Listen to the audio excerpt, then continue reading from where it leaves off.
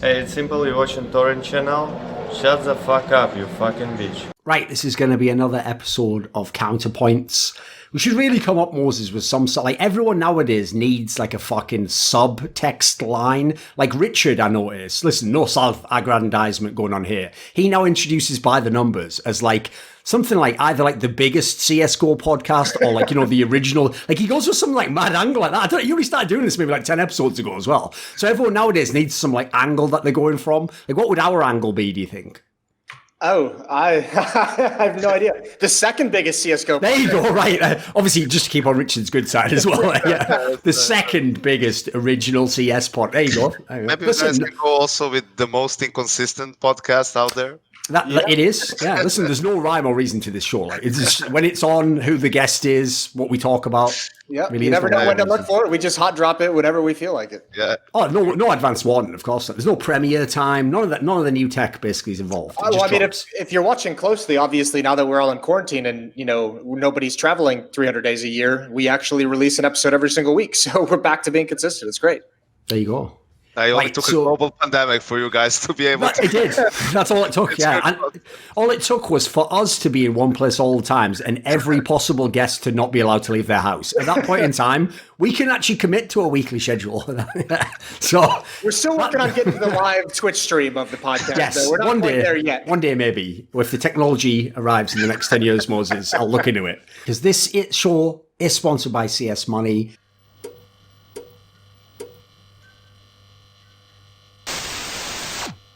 So, obviously, our guest for this one's going to be Yanko, current coach of FaZe Clan, former coach of mibr, and then before that used to be with us on the desk doing the analysis and stuff. So, this particular episode is going to be one where, as opposed to just stumbling in the dark, figuring out topics off the top of our head, we're going to do a bunch of topics that are pretty topical to the moment, actually. As in, everyone's been discussing the economy for the last few months, but particularly recently. I've noticed a lot of people last week, obviously Yanko and some others were involved in this conversation, which I want to get into it, of like, should we change the number of rounds we play in the game? A lot of the classic topics came up again. Should we get rid of pistol rounds? Should we have best of 5 finals? Basically, that's like a grab bag of a lot of things people have discussed. But the difference is, in the past, they would just be like a very quick Twitter conversation. But now I feel like actually a lot of people have discussed these enough that you can go a lot of different ways. And there's certainly no right or wrong answer. I feel like you can argue a lot of the pros and cons. So I thought actually there's a whole bunch we can go into on this aspect. So to me, the reason why I see this all happening basically does just stem from the economic changes Valve made to the game. Like, I have to say, I'm totally with Chad. He was one of the people where, from almost the first tournament on, he was legitimately saying, like, this is making for worse games because too many of these games are just going to get to, like, at a minimum, let's say, like a 16-12 in a game where, listen, yeah, they should be playing a normal match, but you get very few blowouts now. You get way too many series that extend a long, long time. Like, I can sort of see the trend he's talking about. Certainly not. I don't think he's just cherry picking when he does that. So do you have a similar sentiment, you guys? Do you feel as though where the game is at from some of these angles, is there a problem either for spectators or for yourself if you work in the matches? I mean, obviously, if you work the matches, you really feel how long it is, especially if you do like 2 best of 3s in a day, because that can easily be like 6 hours, 7 hours. I know I've casted BO5s that last 7.5 hours, and that's just an unbelievable match to have to cover.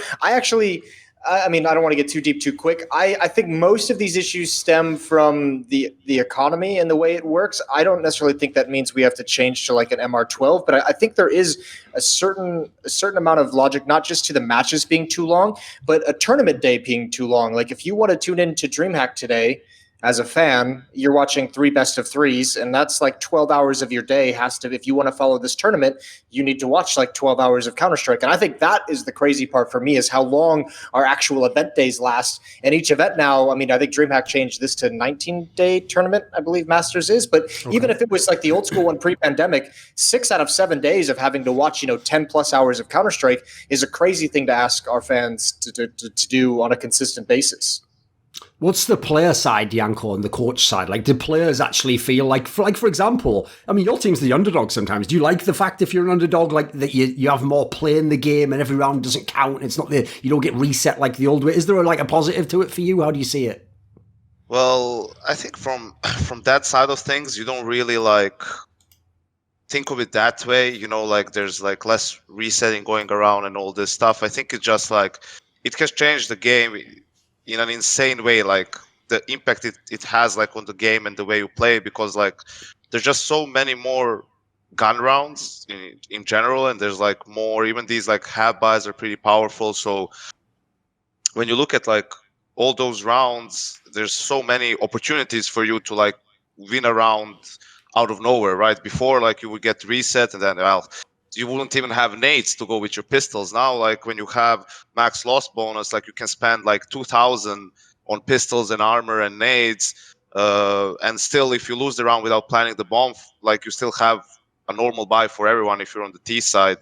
Like there's just so many more rounds where you can have a good chance of winning, and that sounds like a good thing. But I also liked what Chad said way back, like even like if all the rounds like are like if they're all like that, then none of them is really interesting, right? If they're all important, none of them are important. I think it's like the line or something like that. Yeah, exactly, like something like that. I like the way it was, because like when you have this like reset round, like there's an argument, we're probably going to discuss that, how big of the reset it should be, but yes, the importance of that round like really emphasizes that, because this round it's not one round, it usually means like 3 rounds, right? It's like a break point in tennis. Like that's the vibe, right? Like this round means so much for both people. And the thing is also like the strength of the buy is also important, because what used to happen before is like you would get reset, you would force with 1400, and then with the next 2 loss bonuses 1.9 and 2.4, like you end up at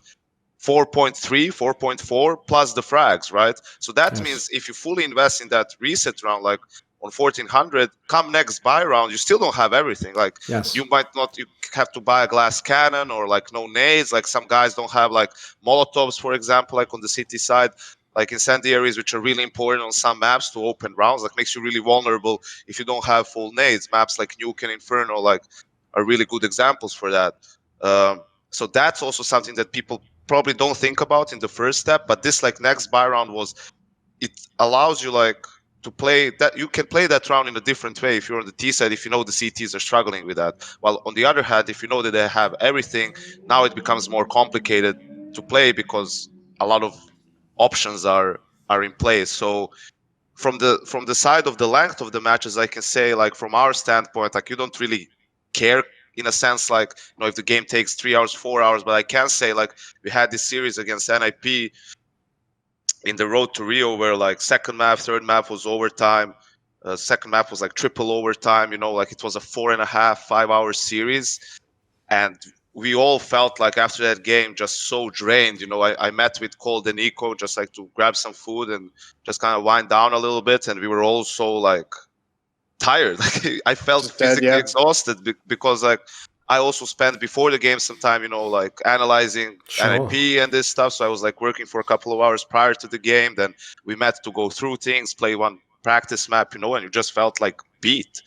So yeah, some of these games, like especially if they go into overtimes, it was like an intense series. It was a really good game, a lot of like good CS close rounds. So you really feel like, wow, this was like hard. And I think if NIP didn't have such a close game against us that dragged on for so long, I think they probably wouldn't have ended up losing next day to Vitality. And they played 3 maps, all 3 maps went into overtime as well. So like I bet that on them really it took like a huge toll. I think that kind of like touches in on it too. It's not necessarily the length of the match itself isn't just the biggest issue. It's the fact that now there's no, and it's been this way for a while, obviously with this economy, but there's no consequences for your decision making. That used to be like one of the really cool features of Counter-Strike, was that the economy was an extra way, like a neutral way that you would get punished for taking a risk if it didn't pan out. And that's what makes things a risk. If you wanted the force buy here, then if you lose it, your next buy is going to be shit, or you're going to have to force buy again into a risky buy. But now, like if you force buy it, there's just less of a punish to it, because as Yanko said, like the fact that you can get utility and those pistols that are also deadly, it's like this is actually like years of updates that the devs have done, that CSGO has changed, that are just coming together in this perfect storm right now, because they have all these pistols that they've wanted to make more powerful. They've wanted to make the SMGs more viable, so they've made some of them cheaper. They've upped the cash bonus for getting kills, and now you've tinkered with the economy, and now you have this situation situation where because you have, cheaper SMGs and more powerful pistols, you can have full utility buys with really dangerous pistols. So there's not a single round off. And now you can just see there's consequences in pretty much every aspect of the game in terms of the economy. You don't get punished as much for taking those big risks. Like the matches just all go very, very late, 16-10, 16-12 on, and every match is close. You have this weird slingshot effect in the economy now where, like, even as a loser, if you lose multiple rounds and then you start winning, you're still making more money for like 2 rounds as that team. So it's just a very weird mechanic that have this interesting interaction that is causing these matches to be so strange to watch. I think for me as well, like, I actually think the real reason why this became such a big topic is just because when the Krieg was OP, like, to me, the Krieg was the ultimate symptom of this problem. The gun itself was broken, but then you saw the effect it had on the economy where people were losing the fucking T-pistol round and then having a Krieg on the second round if they had enough kills in a bomb plant. Like, that just made it so that because everyone agreed the Krieg was OP, people then looked like a secondary effect at, like, oh, what's behind it as well. So now that the Krieg's gone, people also still sort of see, like, there's clearly problems. Another big problem I see as well is you see way too many times where the CTs do just save if they have 3 people now and they think, what's the point of going for it? Like, the problem is there's not really a downside to that as far as I can tell, Yanko. Like, most cases you should do that, right? In the current economy. Yeah, I think also, like, well, first of all, like, people are just making smarter decisions, right? True. Like, a couple of years back, like, people were going for rounds where it's like, why are you going for this? Like, you guys remember, like, doing games and Jason casting games, and you're like, why are they going for a 3v5 in B site on dust, right? Like, this makes, like, doing just anything else would be better, right? But on the other side of things, like, it's also happening because of the economy, and an even worse thing, like, the real problem is if a team has had like a good T side in the first half and they have a lead and they switch over to the CT side and they know exactly how many rounds they need, right?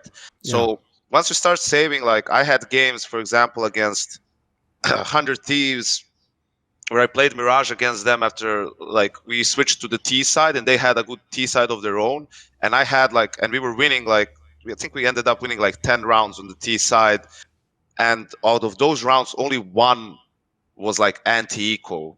And one was like some saved guns and 2 guys ecoing because they were just saving. Then your money bonus goes up, right? So you save, like, then you have max bonus. The guys who saved can easily drop an M4. The other guys have nades, and you can just do that, like, for the rest of the half, because even when you, like, win a round, if you start losing the next one, you still have so much money in the bank that you can just rebuy again. And this is something that we do as well, like, in a lot of our nuke games, because we pick nuke a lot, so we have to start on the T side. We have a good T side. If we, like, have a good lead, we just, like, even mid round, you start making, like, some more gambles because you're like, well, we're in a kind of bad situation in this round, like, we lost an entry or something, so let's just gamble. If we gamble wrong, like, we have a big lead, we can afford to make these gambles a few times, and we can still buy into the next round, and we have a better chance than winning like a 4v5 or a 3v4.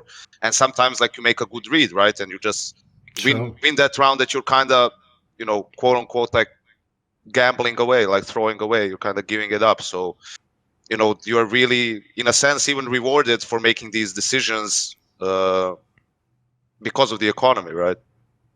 There's obviously, as you said, Jason, there's a lot of angles we can go with on this. So being as like, listen, I'll keep track of where we're at, and if we need to change it up, I'll change it up. So I actually think you made a good point there, which is that the unchecked assumption here is that we do need to, we need to do something drastic, like we need to make it the rule set, like max rounds 12, or we need to change overtimes or whatever. People are going at it from that end, right? When you say that economically something needs to change, but what is it? That's one thing I would like to address at the beginning here as we're trying to look at, like, what the actual issues with, because I'm with you. Like, the part that I think is a problem is people are acting like either you have to have the old economy or this economy, and we're either going to switch or we're going to use something like the rule set to tame it, as it were.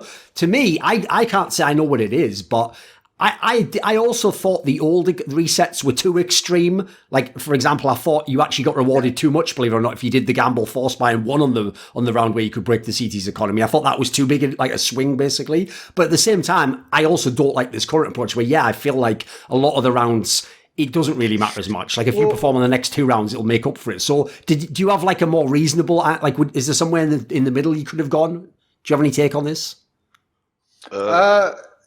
Yeah, do you have one, Diego? I don't really have one. I know I've seen it floated around on like changing the starting loss bonus when you lose. I think that was a Chad selection who I've kind of figured out he's one of those guys who's dorky enough to sit down with a pen and a paper and actually do the math out. But I think that seemed like a decent enough selection to at least try.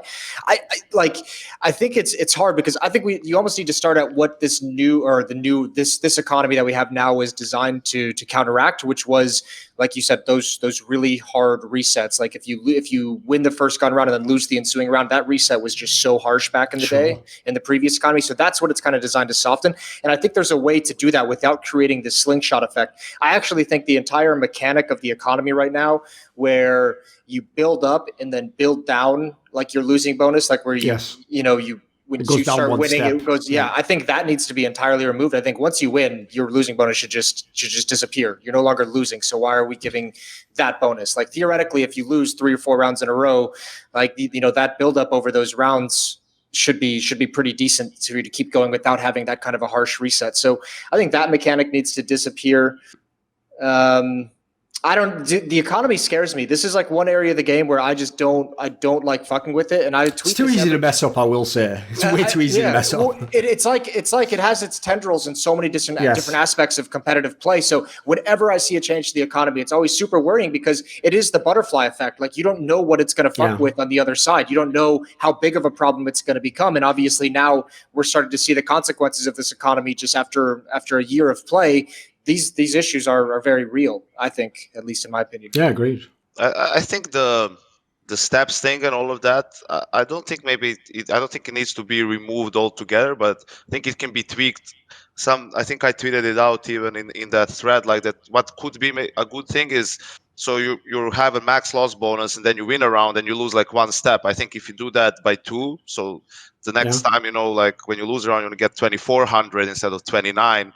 Right, like I think that might be initially a good change, like middle ground, because like what happens is, especially on the T side, is like you lose a round, but you plant the bomb and you're like, you have like 4,000, like with 4,000 on the T side, like you can buy, an AK and a nade, like or some nades. If you got some frags, you can buy a Galil and full nades, right? Like you can still do a lot of things, especially because you have different strats for these situations when you don't have like all the nades, you have like plays designed for that. So you still have a lot of options. So for the CTs to really kind of break your economy, it can be really difficult to get some breathing room, right? Like there's just too much going on because the pistols are already powerful as it is. The SMGs are pretty useful, right? So you have these like cheaper weapons that you can win rounds with. Then if you add nades to that and you let people like do this over and over again, even when they're supposed to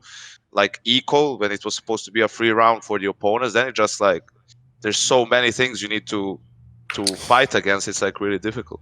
And also, I mean, it almost feels like this one should be a little bit obvious, but like, I don't know why this is. I mean, this has kind of never been a change in the economy from what I remember in Counter-Strike. But the fact that we have in Global Offensive, the CT side has more expensive weaponry, more expensive Molotov, has to buy the kit as well.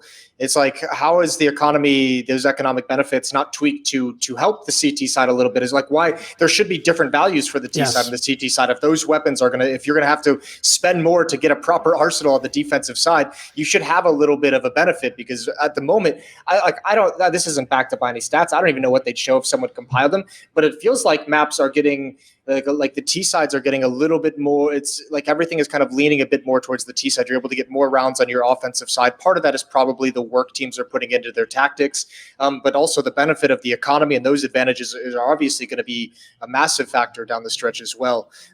So I mean, that CT side needs a little bit of help, and the problem is I wouldn't have an issue if the T sides were getting closer for like natural reasons, like people figuring out how to play the map or new strategies or what have it. But this feels like the T sides are getting better because the CT sides just doesn't always have the things they need to fight. As many kits to go for a retake, or as much utility to go for a retake. So this is an angle that I definitely want to bring up because, yeah, I agree. There's another unchecked assumption, which is that the money should be the same for both sides, roughly. Like, the reason why that's a very good angle to take is nobody invented that in CSGO or Counter-Strike in general. Remember, these games were invented as pub games. Like, when they made the weapons more, they just did that because thematically in their brain, a US soldier or whatever, or French soldier who's from the government, his gun would cost more, whereas the terrorists just using an AK cheap, that's like the theme, really. That's nothing to do with, no one balanced that. No one thought, like, what would the impact be? So we've just accepted that had to be the case for years and years. Whereas in the modern day, Valve could change that. What do you think, Yanko? Maybe make the CTs win more money or make their guns cheaper, whichever way you want to go on that one. Which would you pick? Do you think it's worth doing? I think the main problem right now that we have is there's too much money for everyone, right? Like that, for me, that's the main problem. There's like too many gun rounds and people in general like have too much money in a game in a half, right? Because of the loss bonuses and everything. So I first would tweak that, make it so there's a bit less like even gun rounds, but also, what can be a gun round should be a half buy, and what can now be a half buy should just be a full eco, right? Like that's like it's in two Maybe steps. make everyone have less money then. Yeah, I would like. Yeah, that's one way to do it. Not a politician. Yeah, I know exactly. Yeah. There's no bias there, Moses. Everyone should have to just get by with a bit less, But you fucking Westerners with all your money. But if you look at like just the two sides and like what your original question was, I think that the cities could probably use with like. It doesn't really matter. I think it's better to make like some things maybe cheaper. You make the kit a little bit cheaper, make the incendiary a little bit cheaper, something like that. So it just because it matters a lot. Usually there's these like figures when you look at the loss bonus and the buy round, so kind of exactly like the combo of nades plus the gun, how much it costs, right? And usually you're just off by $300 to $400 for having like a really good buy even for your position to having to like go from M4 and to an SMG, right? Because a certain position you cannot buy M4 small armor and like a smoke and 2 flashes. You need to have like incendiary nade smoke and then maybe a flash. So like a lot of times like players will buy nades first, so they don't have to do too much math. They will just buy the nades that they know they cannot do without, and then they will see what they have left for which gun they can play with. I mean, you guys see it all the time. Banana, for example, like you always need to have nades as CT, so people will go for SMGs plenty of times. Like you will not see a banana player, a B player on Inferno buy an M4 smoke and armor. Like if a guy does that, he doesn't know what he's doing, or they just like are gonna do I don't know what on the other side, right? I have a question for you, Yanko. How often during a game, because I know during like the older economy system, this was way easier and you could probably do it with more consistency, but how often during a game as a coach, I'm assuming that you are one of the guys keeping track of like the opposition money in your head to try and figure out if like the next round is going to be a save or a half buy or a full buy. How often are you wrong? Like how often do you go in and say, okay, they should be broken, maybe pistols, and then all of a sudden they have like 3 AK-47s? Obviously, by the way, contrasted against the fact that in the old money system, anyone worth their salt could do it like literally, like let's say 95% accuracy. Like it's very rare you're going to be off right. So in the current economy, what's it like in that kind of a sense? To be honest, like usually I'm still like pretty good at reading it. The problem happens when some guy, like even on the T side, some round has saved like something, right? Or especially when people win a half buy, like that fucks up everything because like I usually just say they have like money until the rest of the half. If they win a half buy mid round with max loss bonus, like they have money until the end of the half, the T's to buy, right? Because even if they lose around the plan, they still get a lot of money. And I saw like when I was rewatching games in some situation, a guy next round, like they want a half buy, he saved the gun and he has like 7,000 like money left, and if he loses the next round, he gets 2.9, right? So he has like 10K and then he needs to buy. So usually that's when some mistakes happen, is like when people win a half buy and then it might happen that someone is dropping the op to the opper and he has more cash saved in, and then you think they're gonna like half buy, but then this guy has enough for an op and then they just buy behind him. And those are usually the ones where my players hate me the most. It's like they should be half buying now, and then someone dies to the op like after 5 seconds, and it's like, how the fuck do they have money for an op? So like it makes it difficult when something out of the ordinary happens, like, but if it's just step by step, like you can still kind of, to a good extent, know what type of a buy it can be. Right, obviously, one of the main suggestions people have made, just because on the surface, if the point is games last too long and all the rounds count the same, an obvious initial suggestion is going to be, well, we used to play max rounds 12, we play max round 15 now. If people don't know, there's even a logic to it. The reason we went to max rounds 15 was that in the old hard reset economy in 1.6, it was too drastic. Like, you literally back in 1.6, if you won the pistol, did win the next 2 rounds, and then the 4th round, if you win that, you basically won like half the game already. And so it's understandable. I mean, to be fair, this was also back when you played best of ones. It was even more drastic. So I get why that initially came. What do you guys think of this idea of this being like a halfway house to fixing it? Because obviously we can't get Valve directly to fix the economy, but if we change the rule set, we can sort of immediately offset it. So pros or cons, where do people come down on this?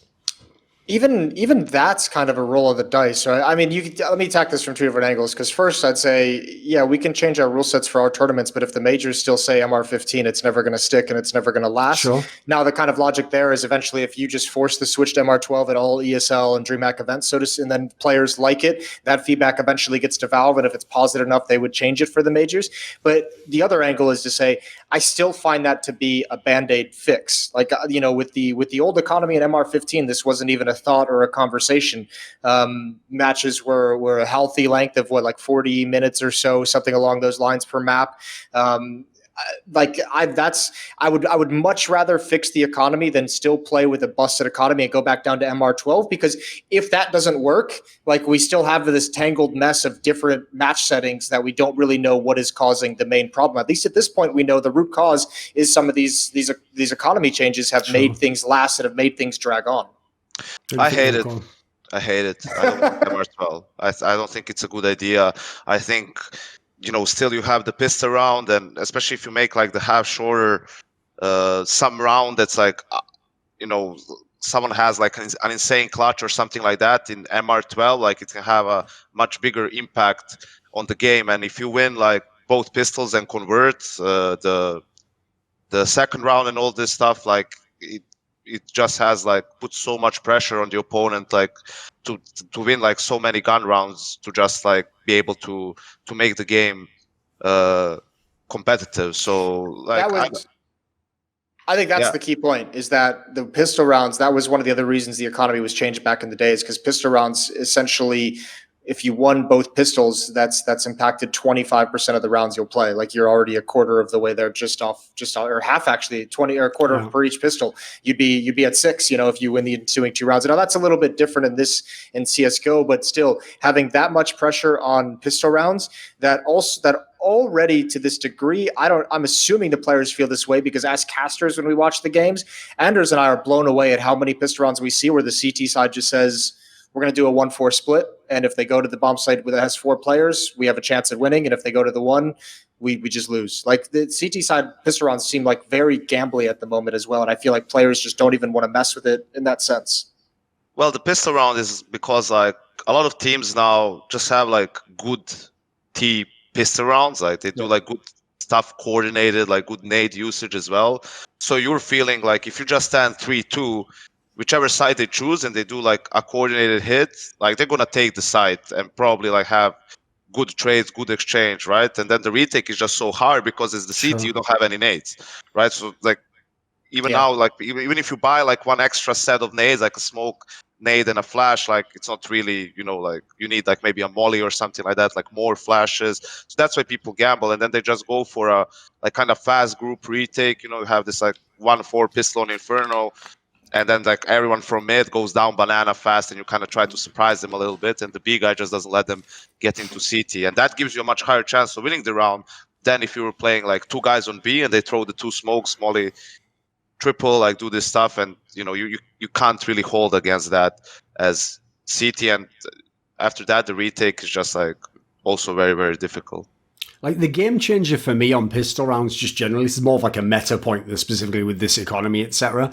Like, back in the day, every pistol highlight was someone with the fucking USP just hitting like 5 headshots, wasn't it? It was just like Rain or fucking whoever it might be just going crazy with the USP. In the modern day, this is what changed in the game for me. people didn't know the power of the Glock if you actually play as a team. Like the Glock, if you put a rush with a proper group who understand where they're looking, who to attack, like that's oppressive as fuck. Like try being that guy doing the highlight play with the USP, where when you peek out, 3 Glocks are rushing at you, all tapping into your body, and they've all got body armor like that. You have to hit the headshots. If you don't hit those 3 headshots, you definitely are going to die. So that's why the numbers advantage is correctly with the people who have the numbers advantage. Like they're going to win the round off that. And also the first guy is just like jumping, like he's just jumping. Yeah, decoy, yeah. You can't really like even, if you can't headshot the first guy, by the time like, then it's too late. They're already in your face. So yes, that also makes it like more difficult. Because the other angle as well on this was, I think part of why, the other reason I personally give as to why I don't want MR12 is that's only a really, really big picture fix to the problem. Because the problem goes, well, there's too many rounds of games, that's too long to make the game, by definition, shorter. I'll tell you an obvious example where that would actually ruin the game. It would be Nuke and fucking Vertigo T-sides. You just get a really nice start on the two T-sides of those 2 maps, and you will absolutely ruin the balance of those maps. Like, imagine people winning T-side halves of Nuke Yanko just because they got the first 4 or 5 rounds. That's it. They just won the half of that. That would just ruin the game, basically, because the whole point of Nuke's supposed to be like, how good a CT hold can you do? If you can get any T rounds, that's why Astralis were the gods, because they were just consistently getting those gun rounds on T side. Like, it just showed they were a level above everyone. So to me, that would actually take something away from those maps and almost like crush the soul of the map. Absolutely. I think the one map where it still is kind of, that's really like still strongly CT sided is Train. Sure. And we've had some games on Train where you lost the pistol, right, to CT, and you're down 3-0, and you end the half like 10-5, you win the half like 10-5. They only won like 2 gun rounds isolated. You feel like you played so well on the CT side, right? Like, all things considered, then you switch, and then you lose the pistol, and then it's like, now the game exactly. Like becomes incredibly more hard because you need to win like, if you win like 2 gun rounds consecutively, then you like break their money, right? But if you don't, then you need to win like 4 or 5 gun rounds just to tie the game, right? Just to give yourself a chance. So that's like the problem. That's why I think like MR12 will be useless. Like if you win the pistol and you reset them once, like you already won like 3 anti-ecos. You got 3 anti-ecos in a game where you don't get a lot of them like at all anymore. So that's just like a huge swing that I think would be OP. I like that feeling about the pistol rounds though on Train. I like having those maps where like the pistol rounds just have that extra level of importance. I know it's probably different from a player and a coach point of view actually doing the competing, but I know as like someone who casts and watches a lot of games, I like that idea that, if you can win a T-side pistol round on Train, what an immediate help that gets. And if you don't win it, it's like, okay, well now you've dug yourself a hole and now you have to grind, your 4 or 5 rounds out of gun rounds in that half. So I think that's still a very cool effect for me. Is anyone in favor of entirely removing pistol rounds? I know. There we go. There's an obvious next thing to talk about. You're kind of leaving this, but I mean, I know that topic has been brought up a couple of times. Yeah. What do you think, Moses? I hate it, actually. I think part of it is, clinging on to, the Counter-Strike that I played for 20 years, always having these pistol rounds. I think there's probably a decent amount of that going on. But I like as I just wait a minute, how's that an argument though? Like, because you had back when you played, like you kids today trying to get rid of your pistol rounds. Like, what are you talking about? Don't take my damn pistol rounds away. Exactly. Yeah. You can take my pistols when you pry them from my cold dead hands. Like, what are you talking about? No, but the other one is what I just said. I like having the pistol rounds like on maps like Train, on maps that are typically to give it special importance. Right, yeah, okay. I think it adds that into it. I think it's a very cool talking point. I think especially too with the fact that one thing that the economy changes over the years have done well is now we don't really have those two. We don't have those 2 full. You don't have the auto wins. Yeah, you can either do a 3rd round buy or you can do a 2nd round half buy, depending on which team or what your score line is. I think having those options available to teams is a very cool thing. So if you lose the pistol round and you have a big lead, or if you want to try and make decent comeback, you can always save that 2nd round and go for the AKs in the 3rd, right? And I think that's a very cool way to kind of judge a team's mind frame at that point, or how much pressure they're feeling. Are they force buying in the 2nd round, or are they going to save and they're going to wait till they get the big guns out? I think that's a very cool effect of the pistol rounds as well. Yeah, I agree with Jason. I think like the pistol rounds should stay, and for multiple reasons. I think when you look at Counter-Strike, like this comes back to the main topic of the show, anyway, is like one of the things that makes it really interesting is the economy, because Sure. through the economy, like there are rounds that simply like matter more and are more important than others, right? And that's like why the pistol round is important. You know, whoever wins it has a good chance to get like that early lead, early momentum, dictate the pace of the game, all this stuff. I think it's also like just makes it more entertaining. I think it's a great way to just open up a game of Counter-Strike. Like you just start like with pistol rounds, it's a bit different. If you just started with gun rounds and you would do what, like 6,000 for both teams, or you know, like 10K or something like that, and you kick it off like instantly, then how much would that first round matter? Like it wouldn't really matter, but like you Sure. could win it and okay, fine, and then the opponents win the next round, and it's like not much is going there. I think like what makes CS so entertaining is all this build up that you have in a game, you know, like, and even like from the casters when you emphasize like this round is like really, really important, you know, like the score might be 12-12, but if you lose this round, you're probably going to lose the game, right? Like the way things are going. And if you have a lot of rounds right now where it's like, yeah, like they're going to lose this round, but then they have a good chance to win the next round because they will still have a lot of money, or, you know, like the pistols are so powerful and they can buy pistols with nades. That kind of comes down to, you know, rounds are not really, there's fewer rounds that are really important and more rounds where it's like yeah, anything could happen here, like both teams could win it. And for me, I think personally, like that's not good for the game. Like it's not really like makes it less fun in the long run. It's also like from an entertainment standpoint, and like for a viewer, I think it kind of takes away from that as well, because you know you really have those moments when they're truly built up. And I agree, I don't know which one of you guys said it, but also players, you know, like when it's a really important round, like that's when the pressure comes in for, Yes. and that's where the really great players, you know, separate themselves with, you know, he has this feeling that he should maybe, you know, go for a push here, but he's too scared to do it because he doesn't want to screw up this round. Well, the really great players, they're not scared to do it. They trust their instincts, they go for it, and you know, sometimes they'll fuck up, but sometimes they'll win you this round based off of their instinct. And that's what makes the truly great players great. Like the fact that you can get punished for these moves and you can hurt your team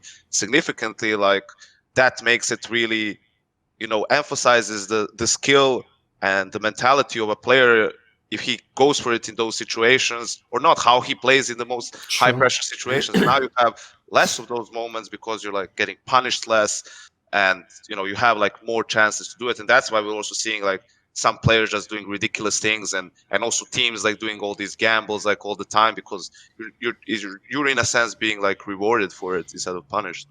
Like, I can see both sides of this one. This is one where like, if it was done the right way, I wouldn't mind either way. I could see a world where you had no pistol rounds and it was just more like the angle of, like, it's like NFL. It's like you run your offensive strats, you see who gets the most rounds, and the other guy does his. Like, I can see that angle, but I also definitely still sort of see the angle of keeping them, and this is the argument I would use, is it isn't chess. Like, we're not trying to remove all luck from the game and all areas where you can do a crazy play. Like, the whole thing about actually esports games to me is it's a bit like MMA. Like, there is the chance that the other guy just does something ridiculous that just wins him, even if you were winning the whole battle up to that point in time. So, well, I agree with the star angle on that, Yanko. Like, I like the idea that there is a round where even if I'm on the weak, like let's say I'm playing Astralis and they're a much better team than the team I'm on, and that they got way better tactics than me with a bit of gun round setups. But you know what? On this pistol round, if I am simple, I could still just beat them as a team, as one man. Like, I could go completely crazy. And if anything, like you're saying, it actually suggests I should try that in a match like that, where I'm not going to have as many chances on the straight up 5v5 gun rounds. Like, actually, it says if I am the superstar, I think I should go for those plays. So I think that's also, that is something we do want in the game, I think that makes sense. You know, another angle as well that's like an unchecked assumption about the economy I just remembered that I should have brought up is, I've always brought this up because I study the game from a historical context. The angle that people always miss when they're trying to balance the T and the CT sides out is there will always be an inherent unfairness to how the T side can operate. That isn't even about how cheap their guns are. It's about the fact that because they dictate most of the time where the fight takes place and with how many people from their side, they can do the old CIS strat, which is you have the 2 or 3 people with the AKs, the guy behind him picks up the AK from the person who dies, or quickly rotates off, maybe he covers the flank and he comes and picks the gun up. You can't do that as the CT. Like, you don't know which site they're gonna hit, and if your teammate dies in the B site but you're at long A, you can't get that gun. Like, you can't make use of that. So the T's already don't need as much of the actual economy. They don't have to have 5 full buy rounds, whereas the CTs, you're at the mercy of where the T's are going to go to some degree. You have to try and get that full buy, because if you have 4 people full bought and they just happen to go to the site with the guy who has the FAMAS body armor and a fucking 1 flat, you shit out of luck. Like, you've lost off just a crazy gamble there that there's no counterplay to that, basically. You just got unlucky. Yeah, just like way more difficult. That's why you see also, that's why like the hero AK is also like pretty scary. Yes. In our Astralis game, after we lost that Eco, like Nico had enough for a hero AK. I think he got 3 or 4 kills in that round, and we managed to win like basically an Eco with just him having an AK, because we were just placing him, someone was always like getting info and, getting kills so he could like get the trades. And, it's not always going to work as good as that, but this time it worked. And I think it's also like a problem. That was the big problem with the Krieg. It wasn't just the Krieg. It's like you play Mirage, a CT, and they drop Kriegs in the second round and they want to swing mid without anything. How do you stop this as CT if your players with the good spawn like don't have enough money for an M4? If your mid player bought a scout or something, like you just can't fight it. You're just going to lose this fight 9 times out of 10. So you need to start, after you just won the pistol round, you need to start taking risks as CT immediately, because there's some things that you just cannot fight. Like also if he's slowly like maybe peeking ramp, or they're doing something like on ramp, it's like also really hard. So you find yourself like, people were doing this a little bit, 2 guys who have the M4 just both go window and like throw some flashes at the start. So if they do this, like you're kind of there to maybe like try to win this fight, or you're trying to like push aggressively and get map control, just so that you don't let them like slowly pick you off and go for these duels and these fights. And for me, like, that's the problem. That's what you were saying, Duncan, is like they can pick where they want to go and know exactly what they want to do, and you kind of have to play against everything. You're not really going to take a risk and say, you're not going to drop a gun as CT and have one guy just be on a deagle so that someone else can, unless you're Chris J, so that like someone else can like in their position have like a really good gun. People will swap like an SMG for an M4, but in a second round, like you just don't have money for M4s, right? You have to kill like 2-3 guys, or not take your armor, not take any damage to your armor in the pistol round, so you can just rebuy it for 350. And that's the big problem there, is like 2 guns on the T side, but knowing exactly where they want to go and how they want to do it is like powerful enough for you to win a round, especially if it was a fucking Krieg. Like the AKs is not like it's manageable. Still takes skill at least to do it. And yeah, another fucking problem like with the economy in a sense is the FAMAS is fucking dog shit, right? Like FAMAS was fucking sick. The FAMAS was fucking sick in 1.6. Like the burst was really good. Everyone remembers the Sneal highlight with the FAMAS, right? So that's also the problem. It's like M4 or SMG. You like Colt, for example, is really good with the FAMAS. I don't know how, dude, but he like whether he has an M4 or the FAMAS, it doesn't matter. But like he's the only player on my team, which is full of fucking insane players, that is like so good, that's good enough with the FAMAS that he's comfortable using it. So it's either gonna be for the rest M4 or just SMG. And obviously with the SMG, you cannot hold ramp on Dust 2, of course, like play A from ramp, right? So it forces you to play like certain spots like in a different way. And if the opponent knows this, they know your economy, like that's when you can start reading them and like exploiting this shit. Another angle as well, actually, on the economy that is a big problem is this sounds counterintuitive, because if you hear, there's going to be an economy where people buy way more and there's way more gun rounds, right? You might think, brilliant, if I'm an AWP, I'm going to have an AWP all the time. No, the opposite. Because if everyone has a gun all the time, your gun's insanely expensive and has a terrible kill reward, you are actually going to either have to make your team save a lot whenever there's an AWP that they have to keep you with the AWP, or you are just going to have less rounds where you have it because you're getting killed with it. You're losing like 4,000. They're buying their 2K fucking rifles everywhere. Like, actually, CT AWPers, I feel like the Krieg again was the extreme symptom of it, because the Krieg itself could beat the AWPer. But even you take the Krieg out of it, for AWPers, I feel like this has been a tough time in that regard. Yeah, but I think I'm not as concerned about the oppers as you are apparently. Just because I think the economic implications is like one of a long list of things that oppers have going against them. Like, yes, it is the most expensive gun in the game. Obviously, the kill reward is shit. But I think the biggest problem that oppers have had over the years is that teams have just gotten way better at smoking and flashing, and they're way more accurate with util their is utility. also so good, yeah. So not only do you get the economy punished if you invest that heavily, and even if you're getting kills, you're not getting rewarded to be able to build up a bank to sustain that, and having to save if you have it just because you want to keep the weapon. On top of everything, you're not, we don't see as many oppers as we used to get those crazy triple kill highlights because flashbangs are more effective, utility is more effective, spacing is way more effective at making sure that's traded. Obviously, the Krieg when it was powerful, and I mean still like it's hard for oppers to peek into those Kriegs as well. So I think there's a lot of tools that people have to neutralize the AWPs. The economy is just one of them. I do agree. I think I hate the fact that the kill reward on the op is so low still. But I mean, the op is just a powerful weapon. I think there should be some level of risk. It's just not purely confined to the economy. That's kind of wrecking it at the moment.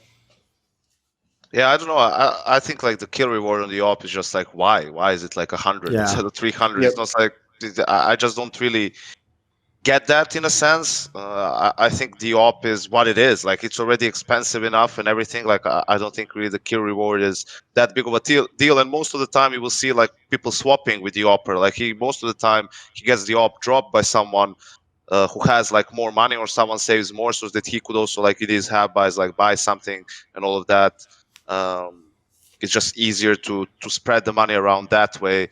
But yeah, I think for them, like when it comes to like all this shit, how they play, we will see oppers. Like you just have to find like different ways to have impact. You're not gonna see a guy on Inferno playing long and like being really useful. That like people are just being way more diverse with the op, way more versatile, and I think it's like great. Also, makes games more entertaining, makes it more fun in general. Is like they're finding constantly these new ways, kind of having impact and going for plays. And most of the time, it's not gonna be like early round just finding some opening. It's gonna have to be like mid round, like figuring out what you can do, so you're not like playing too passive with the op. Like, I mean, when Jason says they're the utility, like, it's a point I was making on Flashpoint a lot, which is, if everyone thinks of the classic 1.6 Dust 2 CT side alt play, right, it's nearly always where you're on that fucking ramp on top of long A, and you just peek out like Marklov or Delpan or whatever, and you kill everyone coming catwalk, don't you? You don't see that in CSGO, because that guy is just like all the memes on Reddit, like, are they coming to your site and he's just got like fully white face, like, yeah, there's about 4 flashbangs in my face, a smoke, they're running through that, and they're volleyed behind me, like good luck being the guy playing there. Nowadays, they all play like fucking Carrigan style at the car, and they're all just waiting for that first flash to go off to just drop back. Like, they're just dropping back angle. What do you think of this angle? Yeah, I think it's like definitely true. Comes back to the basic concept of if you have an execute coming your way, you have to either play in front of it or just like leave the site and kind of play retake, because if you're in the site, like you're just gonna, with all the utility, you're gonna get overwhelmed, right? And Nico that's like kind of his signature spot on Dust 2, where he still plays the op, like even with Guardian on the team, and like now with Brocky, he still is the opper on CT side of Dust. And he's like obviously insanely skilled player, and sometimes he like is caught on ramp when people are executing, and he can maybe find something work, but that's only he can hit like some insane shots or has really good like flash support behind his back. But most of the time you will just see him, like what you said, kind of, if we're not like playing close cat, like next to the stairs and doing like some flash play, or Rain is playing behind the smoke, or we have like some setup like that we're doing, like he will mostly play more towards long and just try to get like a free kill or two, maybe on the guy jumping down or while they're crossing elbow or something like that. But most of the time just kind of conceding and committing to the retake. So same thing like happens on Mirage against like full executes. You don't really see people, well, it's a bit different, you can play like fire or triple or however people call it, and some teams don't molly that shit. But in general, yeah, it's like against like a good execute as an opera, it's going to be really hard for you to find some openings. Usually it's when they mess up and someone goes before the flash popped, or someone missed a flash, or they missed a molly, something like that, like they can do something. But if it's well executed, like it's really hard.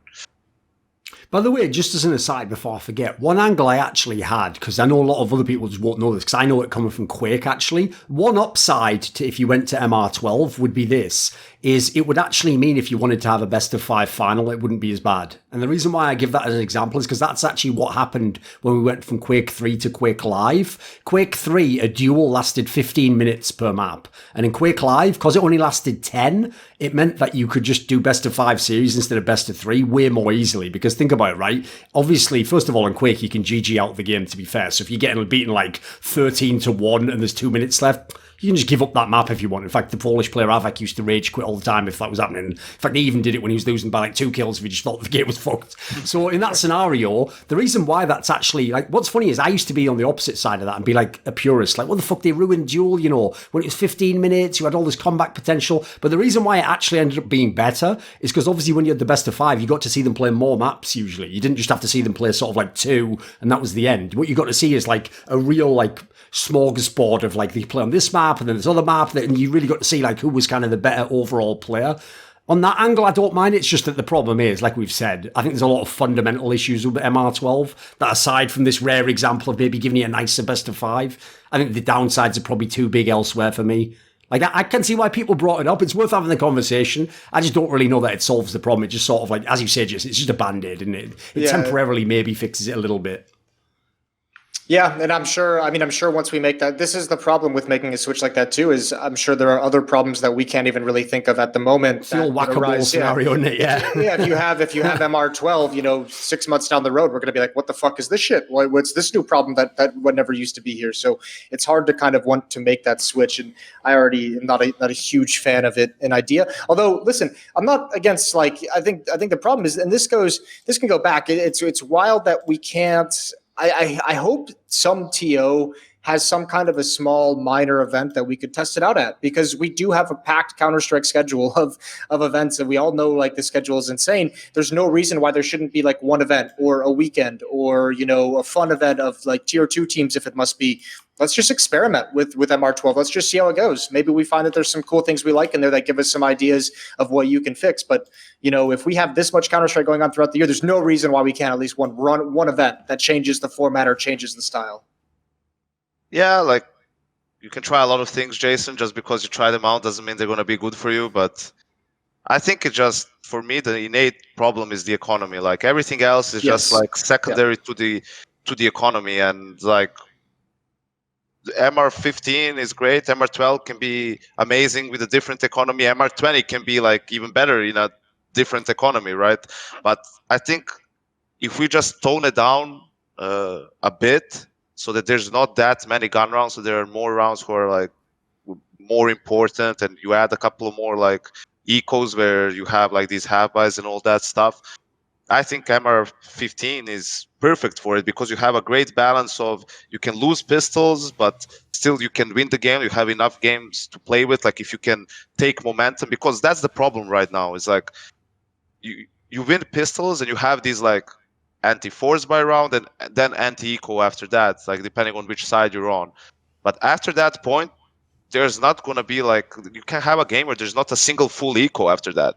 You know, every time a team ecos, it's like a half buy, and this is a big difference. You know, even the CTs, if they have a saved op and an M4 and 3 pistols, like, I need to treat this like a gun round. You know, like, I don't know where the opera will go, whether he will stay on his side or go to the other side. So I can't just call something like knowing where he's going to be either. So if you like have these rounds, then it's fine. Like, I'm losing 3-0, but then, you know, I win like 2 gun rounds and you eco. Now it's 3-3, and still I can reset you down the road, like at some point, even if your loss bonus isn't insane. That's the only thing that's important. So you need to have comeback mechanism, right? You need to have comeback mechanics in any game. I think right now the problem is there's too strong. Like, it's gonna sound stupid, like there's so many comeback mechanics that you're never really coming back from anything, because you can't. Like, you're not really falling behind. You know what I mean? It's like, there's so many different ways that you do it. It's not even a comeback mechanic anymore. You just change the game that no one can really, like, you're never really leading by that much, right? Like, you never really feel like you're completely. I've had games where we are winning like 6-7-0 or 7-1, you know, CT does too, and I have like players with 10 plus K, and I didn't even have to eco like once until the end of the half, and they were started to win some rounds. Like they were winning like 3, 4, 5 gun rounds in a row, and I could still buy. Like that's crazy. Sure, we were like saving some rounds, 2 guns here, maybe 3 guns there, but that's so much pressure on the opponent. How insane it is that you win like 4 gun rounds in a row, and your opponent still has, and we had everything, double up if you want to, all the nades, no SMGs, no bullshit like that. Like for me, that's crazy. And I had games like that myself where my team had to constantly play like gun rounds because of this shit. And it's just really hard. Like it's really hard to constantly also think of like, what are you going to do next in a round? Some things worked. It's not like you always can just repeat something that worked, and especially now with the amount of games that we have because of this shit, it's like, you have a map that's good for you, like Mirage or Nuke for us or something like you played it so many times. Like, I'm preparing for a game and it's like, well, we did every single possible thing in like after we won piss, for the anti-equal, you don't want to repeat yourself. It's like just the volume of games. You cannot constantly like think of everything, right? It's like it's so many different things, so many gun round where it's like before you could go a whole tournament and not use some stuff on a map. All right, let's do the little CS Money giveaway because this show is sponsored by CS Money. Skin Marketplace for 3 years, blah, blah, blah, has like 24/7 customer support, all that jazz. You'll know how that shit works. Right, so here's the thing. Since Yanko here is coming in hot, we're going to give him, listen, we're going to go for the big boys here. The skin to be won for this one is going to be an AWP Hyper Beast factory new. That's right. We're going with the one with the sick design. I don't know fuck all about skins, but I do know what that one looks like.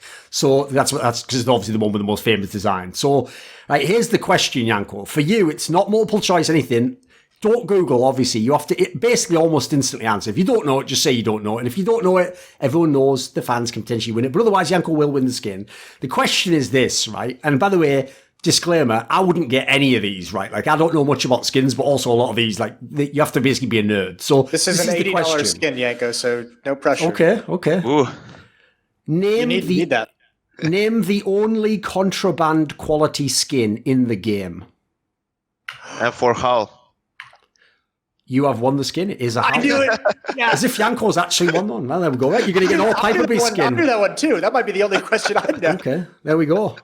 That wasn't rigged, by the way, everyone. Before everyone says that, I would have got that wrong, but I don't fucking know that shit. I know nothing about it. Did you say $80, Jason? $80, man. What are you going to do with it? At the time of this recording, we cannot be held responsible if the market tanks before Yanko gets the skin. Listen, Duncan, I'm a good Samaritan. Us here, poor people from Serbia, we like to share. And I have way better skins than that, so you can just still give it to the fans. Oh, there we go. What a good guy. I don't need. What a good guy. I don't need the skins. Like I'm way past. Yeah, there you go. Playing. So here's the thing. Give it to some poor soul out there. Yeah, what we'll do is this. Since obviously you now all know the answer, what you can just do is this. You have to put a comment in the YouTube video, and all you say is, thank Mr. Yanko. And anyone who says that gets entered, and we'll randomly pick someone, and they win the howl. So there you go. That's a good one. There you go. And put your Steam ID or whatever, so they can send you the trade link or whatever the fucking... Well, I don't know how that just works. And you'll all figure it out. And your PayPal address and social security. Yeah, of course. And your credit card information, all the numbers. And that was all obviously a joke. Please do not demonetize this video. Right. So we'll go back to the actual discussion, because I'm sure like the algorithm is reading. Remember, it makes it like a transcription, it just reads it all. So here's another topic that you can bring up, because another problem with the games going very long, and an obvious implication if a lot of games are 16-14/15-15 is you're going to get tons of overtimes. Now, overtimes back when we were all free on desks were pretty fucking rare. Like, when you got one, it either was, like, there's basically two scenarios. It was either the best game or the worst game. If it was a really bad game, it was just stalemate, no one would end. Everyone remembers. Like, I always bring up, the way you know overtimes aren't all great is, I've got a match everyone could go watch. MLG Columbus, Mouse Sports versus Flipside on Cobblestone. Now, everyone who played this game, everyone who watched this game would tell you this is the worst map of Counter-Strike ever played. It was pure garbage. And I love the fact that neither team even did anything at that fucking tournament either. Like, that's an example of like when two teams are just bad. Obviously then you have all the great games. You have like Virtus Pro and SK, like all the classics, you know. But the problem now is I kind of agree with the premise there are way too many games going overtime. And like you said about that NIP game earlier, it's not just one overtime. What kind of suggests that there aren't a million rounds that all matter is the amount of overtimes that are then double, triple. Like, we're having ridiculous ones here, Yanko. So from the player side of things, do you also get the feeling like we're not just cherry picking, right? It is way more common, it feels. Yeah, it does feel like lately it's been a more common, but I think also the problem is like we have just an insane volume of games right now that are happening, right? So all right, with more games, more overtime, so you think like, especially for people, like the casters who are working it, because they get to do every single game. We play and, I don't know how many overtimes we've had except for the NIP game. So for us, doesn't feel that way. But, some teams have maybe had a bit more and all this shit. But I think, fuck the overtime, but it is a fact that there's like more closer games, right?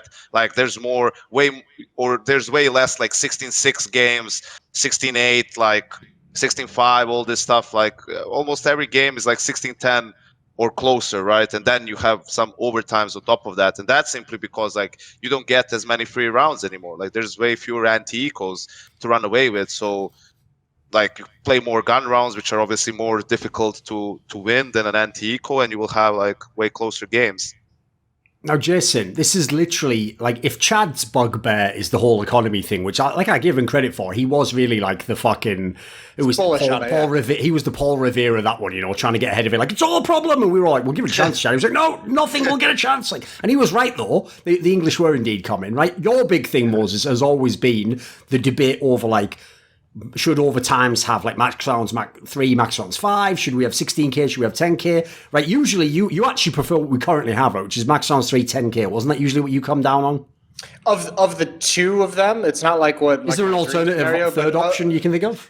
Well, there's a way to do it, and I don't have it in front of me, but I know the math has been done. There is a way to tinker with the economy in overtime, so you can change either the start money or you can change the bonus, so that you can have the correct values throughout it. But the reason why I prefer 10K is because we've always had economic consequences to what kind of a buy, what kind of a defense, what kind of weapons you want to use. And I want, if a team comes into an overtime and wants to invest in a double op setup, I want there to be a consequence. Like if a team has to grind against a double op setup for the entire half to force overtime, and then all of a sudden you get to overtime, and one of the reasons why they even got there was they reset the economy, they took the ops away, and finally they could get those rounds together. I think it's stupid that you can go into an economy with 16K and have 3 rounds of a double op setup. I think that's pretty fucking unreasonable.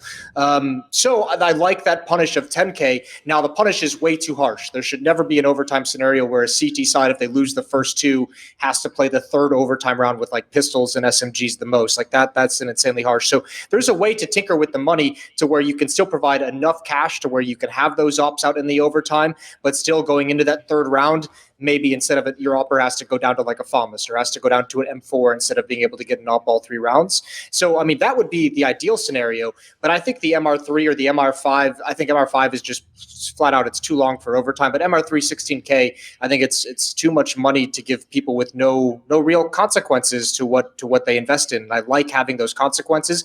And that's also part of the reason why I think the current economy has the biggest issue, as we've already highlighted. But for me, that overtime is 10K. MR3 is the best one we have at the moment because you can punish some kind of an investment from the CT side or the T side for that matter.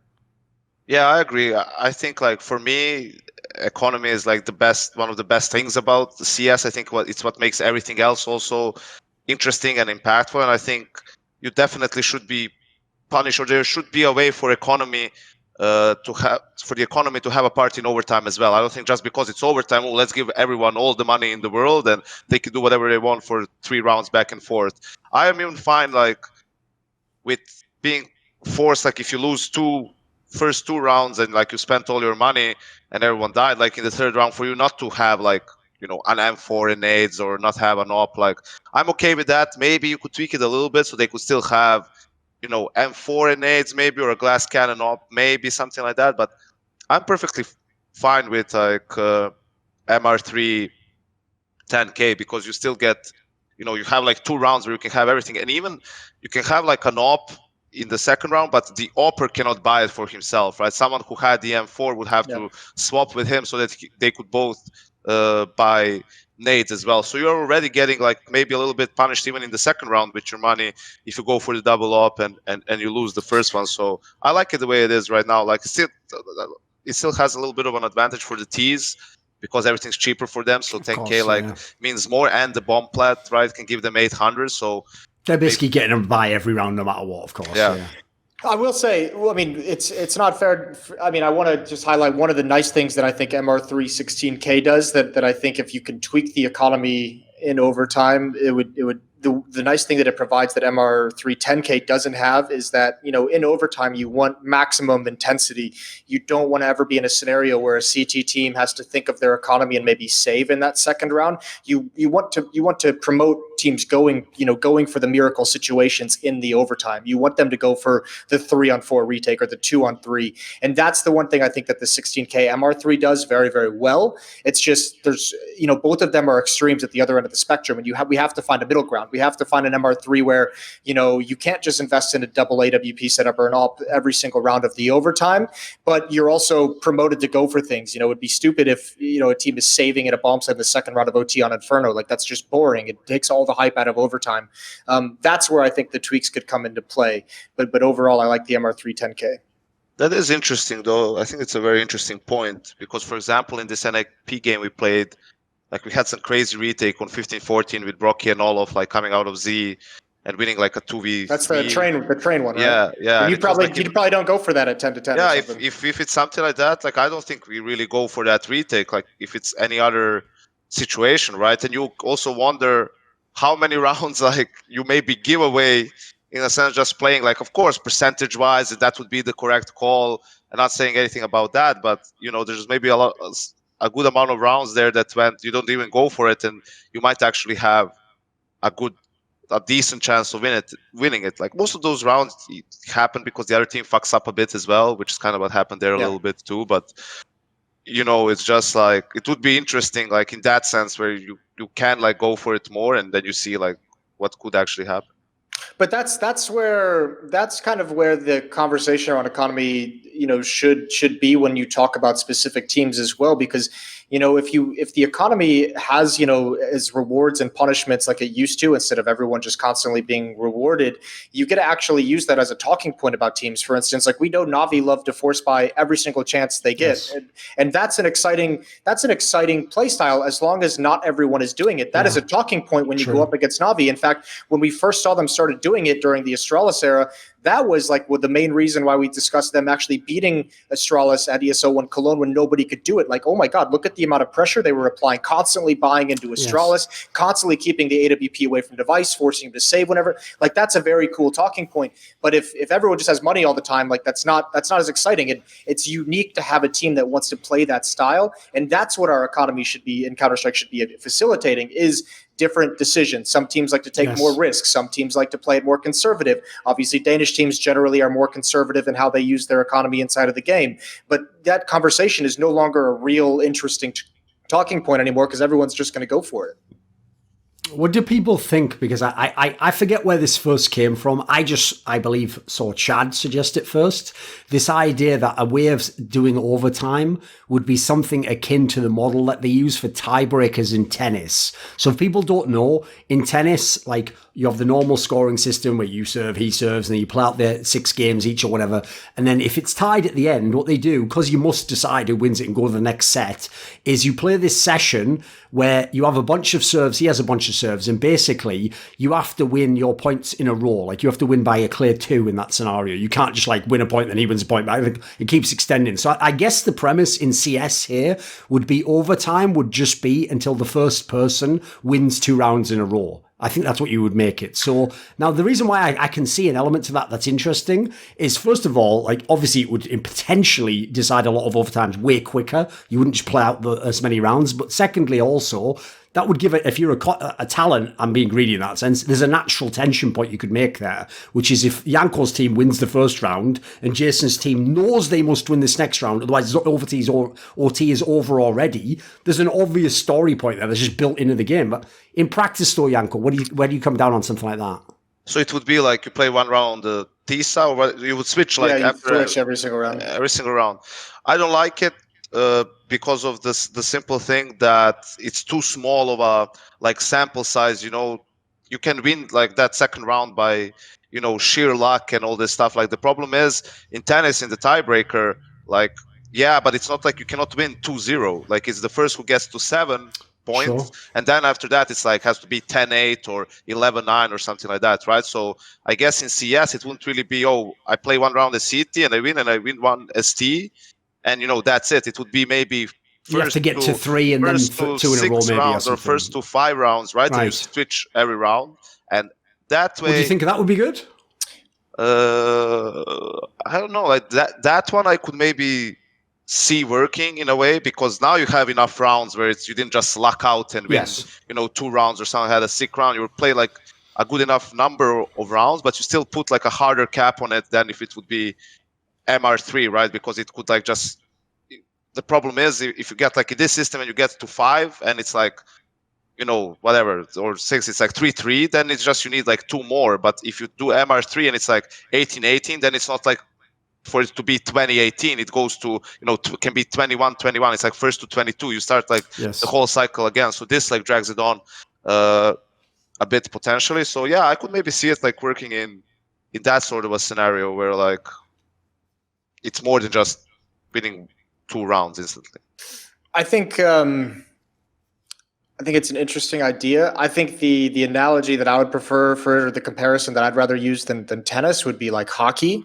Like, I think it would be a cool idea if you want to run that during, like, if that's going to be the overtime format for a group stage, but once you get to playoffs, then you go back to the regular. Like, I think, how hockey does the shootouts during the regular season, and then they just continue the sudden death game once you get to playoffs. I think that'd be the better way to do it, because you want that intensity. You want a match in the playoffs to build up, and go in, oh my God, triple overtime. Like, remember, Boston, all, the kind of social media storm that kept growing as FaZe and Cloud9 went into, the second overtime on and blah, blah, blah.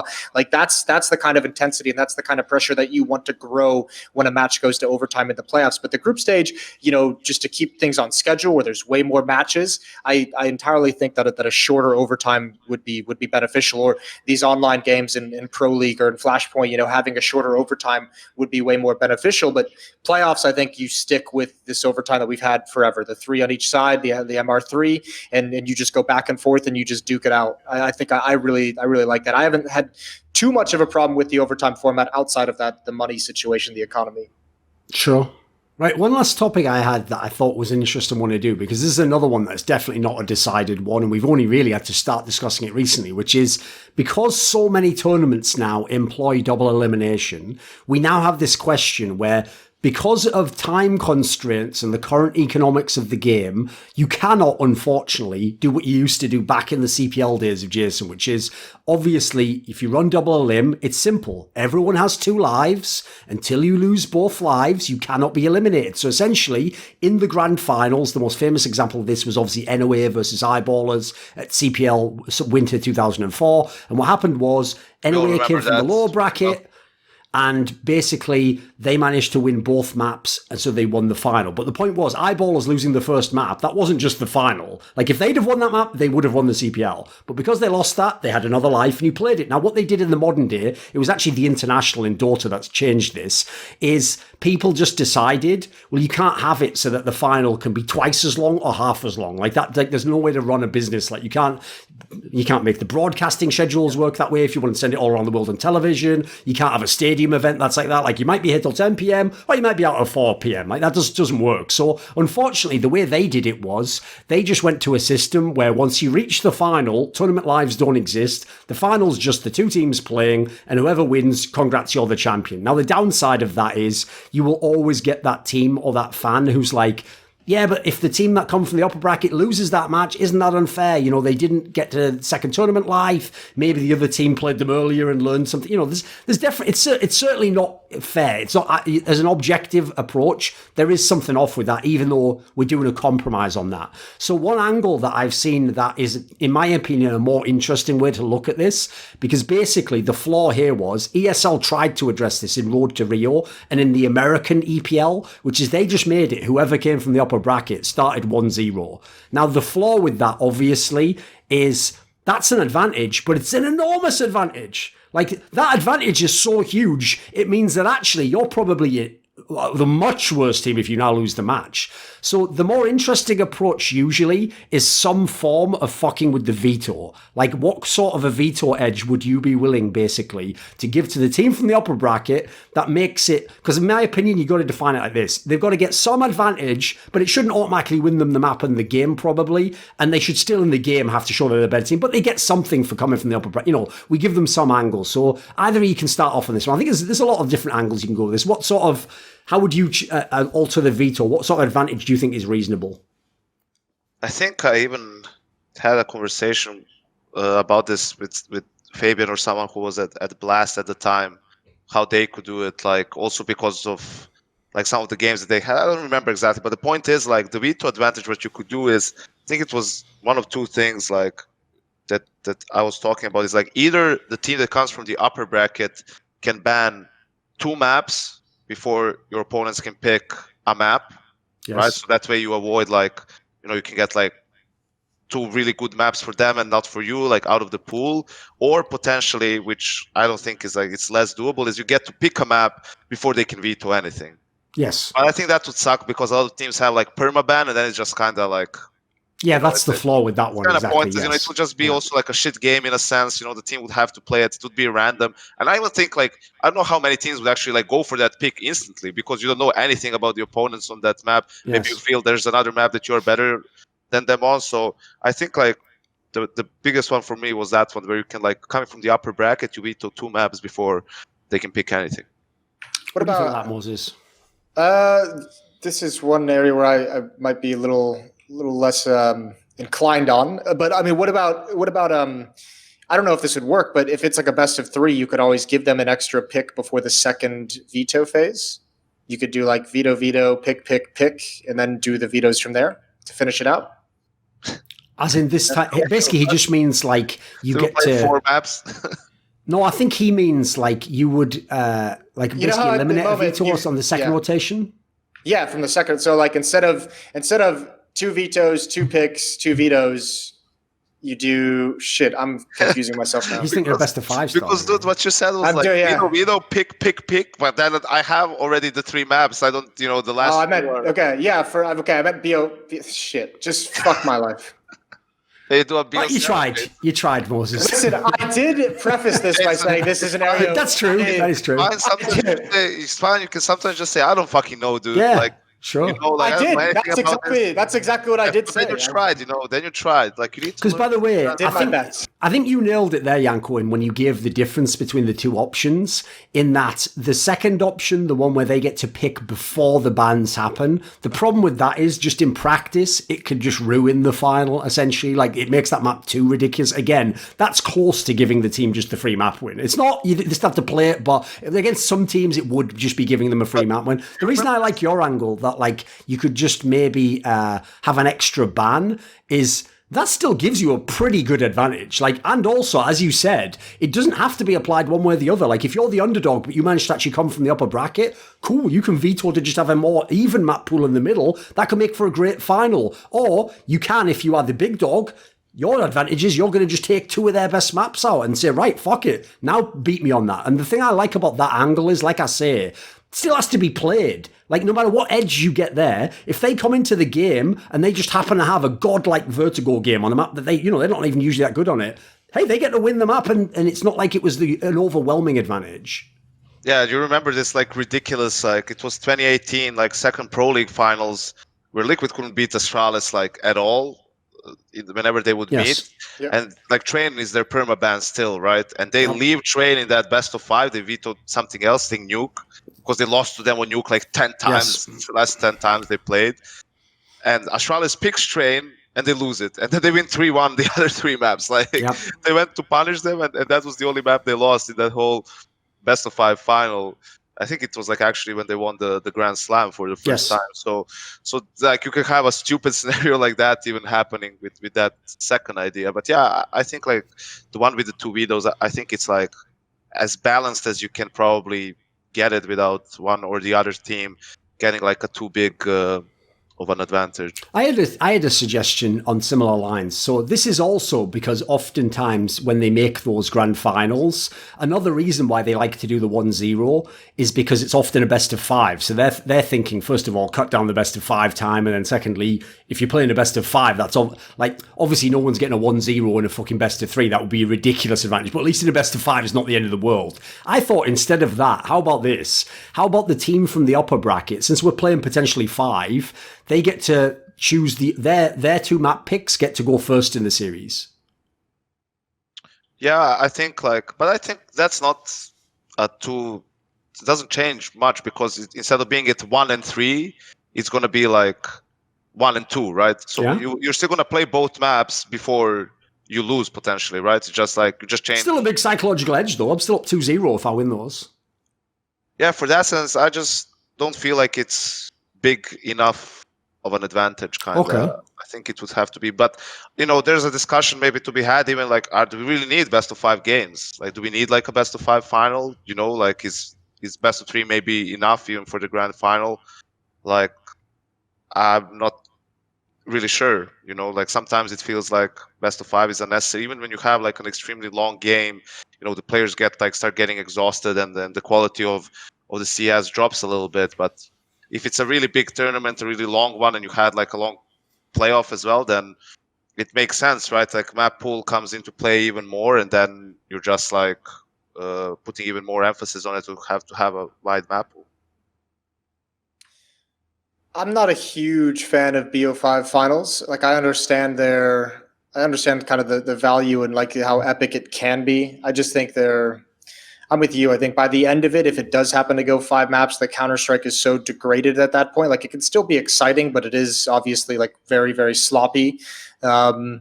I think teams nowadays have deep enough map pools to where BO3s you can have 3 very competitive maps as well. I think BO5 just extends that and makes things way more difficult. And I think, again, this is one of those areas where it kind of is you have to go away from the Counter-Strike a little bit and just talk about from fan experience. I think BO5 finals are just so long to force people to sit and watch for 6 hours, potentially 7 hours, potentially, that we've had these BO5s last for. And I think that's way too much commitment to ask for fans sitting at home. That's a whole day of activity that they have. That's also the angle though, where like here's what's funny. I'm obviously one of the people who made one of the videos just before they switched all the tournaments, like ESLs for example, to best of 5s. I made a video arguing in favor of it. But what people don't realize is, even though I'm a proponent of it, I say in the video, I would not want a world where every tournament had a best of 5 final. Like that actually, and to use the old Chad line again, like that makes every tournament not special in the final, because everything has a fucking best of 5 final. So to me, the reason why I don't like the way it's currently applied, even though I do like them, is I would want it to be like the majors are a best of 5 final. Fucking Cologne's a best of 5. Like I want it to be basically the equivalent of like the biggest tournaments like that. I don't want it to be like IM Sydney's a best of 5 or something. Like let's not be silly. Like let's not make like, so we're going to potentially play like 10 best of 5s in a year. That seems too many. Like I want it to be like 2 or 3, and then the idea is like there's the thing. Even the most ardent critic, it's different if it was the major final though, right? Because in that sense, I do really want to like fully test the teams in the major final. Like I don't want someone like, listen, if Cloud9 beats FaZe in the major best, I'll never even say it's a fluke. I'll be like, holy fucking shit, you won a best of 5 against them. Like I can't even fuck with that. I'd have to just tip my hat. Whereas in the way that best of 3 went, like, oh, that was so much fuckery on all sides. What do you think, Janko? Yeah, I think in that way, I can definitely agree with that. Like, if every tournament has it, like, it's just too much. But for a major, it reminds me a little bit of maybe the Grand Slams in tennis as well, where, in some of the other tournaments, in the 1000s, it's a best of 3 in the final. Yeah. Yeah, exactly. Just like every game kind of is like you need to win 2 sets, right? And then at some of the other ones, you need to win 3, right? Yes. Like, I don't know exactly how it works, but in that sense, I think it's cool. But you would have to like really limit where you do it. I would do it like maybe for the majors, and maybe like you said, Cologne, or like the Blast Global, like the world. Somewhat like, prestigious, at least. It should basically denote that this is a really important tournament. Well, the best example of that, remember, is when Swiss started getting incorporated. Because like right off the bat, it was something new. I'm not a huge fan of Swiss either, but the first time it came out, it was like fine for like 2 events, and then when every single event in the world started doing Swiss, and then the majors, and then I think Starladder did that fucking. There's 2 tournaments that were Swiss best of 3 events, and everyone is just like, holy shit, this is exhausting. That was nuts. I can't. That was so wild. You know what's funny though? That actually showed how much the Swiss sucked though, because even in best of three, you still got the fluke teams who went 3-0, who were like the 8th best team in the tournament. Like another reason why I hate Swiss, because it was an example of people just copying each other, like, yes, and the formats, because someone started doing it, and no one was like sitting down and thinking, is this actually like a good format for CS, right? Like Swiss is a format that's mostly used in chess in large pools of players, like 64 plus players, where you cannot really seed the player pool properly. Yes. You don't know, and then the seeding is done naturally by, you know, whoever wins, like you're in the same pool, and you play someone who should be like, you know, it's like an MMR in a matchmaking or something, basically. Yeah. So it's like, but in any normal CS tournament, you can seed the teams on a really, like, you know, to a pretty good level. Like you cannot really, yeah, sure, there was the group of death in Cologne, right? 2016 or whatever it was. Like these things don't happen like really that often, and that was also because it was the major, so you were using like the seeds from that. You weren't using the actual rankings at the time. You would never like put the teams in those groups, right? If you were using normal seeds. And then people try to like within Swiss use this like bookholds or all this shit like to try to seed it. Then it's like, dude, it's just not like working. It just doesn't work. It's just fucking shit, because stop then trying to make Swiss like, a thing. It's like you were still like getting like such easy opponents in some. I remember it was I think the London Face It major, and it's like someone like Mouse or some of the underdog teams at the time had like insanely difficult schedule, you know, like where they were losing to really good teams and they couldn't make the playoffs. And you had like other teams. I think it was one of the I think that was the NIP French lineup teams that had some ridiculous route as well. Yeah, they played against us in like the last game. I was with mibr at the time, but some French team, I think they beat like Tyloo, Spirit, and you know they beat like some 3 teams that are really just not that good. Like they weren't really tested by anyone, you know, like because of all this seeding and shit and some of the upsets, right? So that sucks. Like you don't want to see that happening.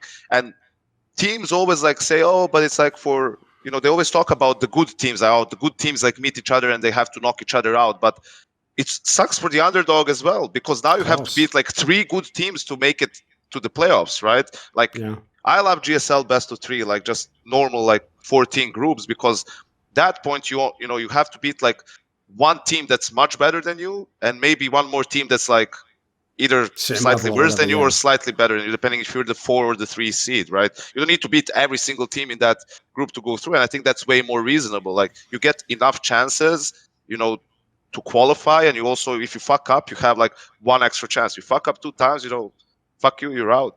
And if you know, that was one 2 games, like you get rewarded. That was always an angle that I always thought was such a stupid discussion of like, but how would we seed then, Thorin? I told everyone from years ago what we now do, literally from years ago, which is you take the world rankings and those are the seedings. So when you do that, like, all I'll say is this: whenever we see tournaments get announced now and they show the groups, and they're tournaments like ESL that use the world rankings, obviously excluding the fact that they have the ESL world rankings or whatever the fuck, who knows what's going on there. When they use the real world rankings, the ones that people agree upon, you just always get reasonable ones. In fact, I've even learned you can't overreact when you see the groups, because if you overreact, it's nearly always like, admittedly FaZe Clan's in the chat now, but it's always like, oh my god, FaZe Clan nip of it. Oh, wait a second, actually, they're 2 of those teams, I'm just thinking of the name being huge, and actually maybe they're not that high ranked now. Like, meanwhile, you go elsewhere and you look and it's like 100 oh yeah, actually 100 Thieves was number 5 ranked. You know, like, it's usually actually you that's wrong if your initial reaction's off. So I think we've almost cracked the seeding thing. I think most tournaments I see, the groups all look great. It looks like the seeding works.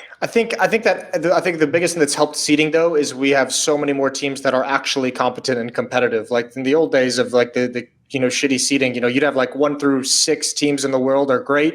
And then after that, it's kind of like a crapshoot, you know, if you go back to the early days. And then, I mean, eventually it became the top 10 teams are pretty well seeded. And after that, there's just a huge gap between the skill of top 10 and you know, top 15. I think now that we have probably the top 15 teams can all beat each other, maybe not, you know, consistently throughout a tournament. Maybe you can't make a stretch, but they can beat you in at least one series under the right conditions. Top 10 okay. More likely, but I think the only problem you have now with the seedings potentially is like when roster changes happen, because like the way you lose points, you can still have like on paper good, like OG for example could be, they might be an example for that. Maybe, I don't know, complexity a little bit. Some of these teams that, you know, they're gonna be solid, like they're not gonna be world beaters at the start, but they're not also dog shit.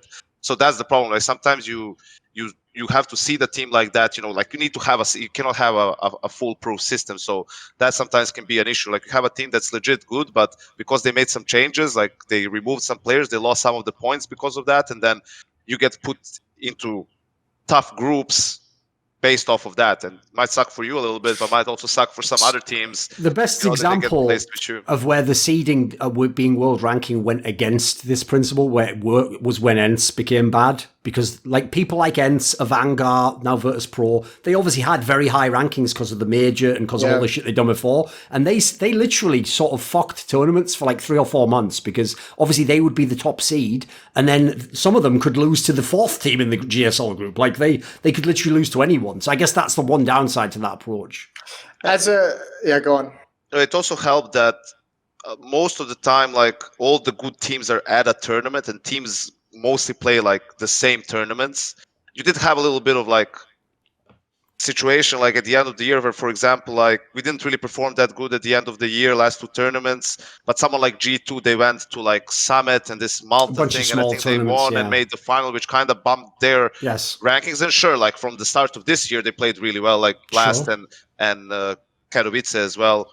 But even before those 2 tournaments started, they were still like kind of boosted in the rankings, playing these tournaments where you didn't really have like Astralis or like Navi or some of these teams, like, so sometimes you have that like kind of, but it used to happen way more before. Now when you look at it, like every big tournament, like 95%, maybe there's one team that's missing that like should be there. So all your results are, there's no asterisks anymore, like caveat to say, oh, they were here, but Navi and Astralis weren't here, or Fnatic and Mouse weren't here, or something like that.